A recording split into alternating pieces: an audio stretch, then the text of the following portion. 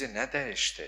Niyə biz birdən-birə bu qədər milli mənəvi dəyərlərimizə diqqətsizcəsinə yanaşırıq? Evlər böyüdü, amma ailələr kiçildi. Acı həqiqətdir. Evlərimiz o zaman rayon yerlərində əksəriyyət olduğu üçün bilir, o təzə müstəqilliyimiz dövründə saatla kəndlərə işıq verilirdi. Kəndin axırında olanın işığı biraz közərirdi, lampa kimi, heç güclü deyildi. Amma hamı bir ailə kimi bir yerdə idi.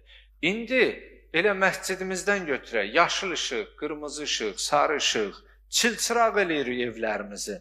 Nə bilim, gizli işıq, nə bilim, fərqli cürbəcüründə aramızda rəngsazlar var, maliyər, onların işi də olar, o işləri quraşdırırlar, daha yaxşı bir cürbəcür, rəngarəng, çeşidli işıqlar evlərimizin kvadratı böyüyüb. Əvvəl 5 nəfər, 6 nəfər, 10 nəfər bir kümənin, bir damın altında olardı.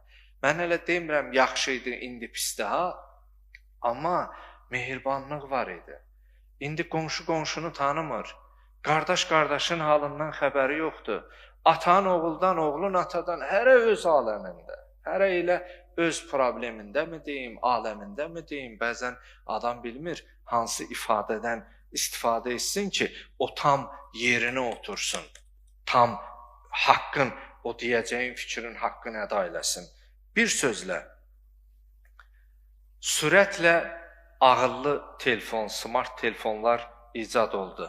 Telefonlar ağıllandı, amma insanlar bir-birini anlamaqda çətinlik çəkdi.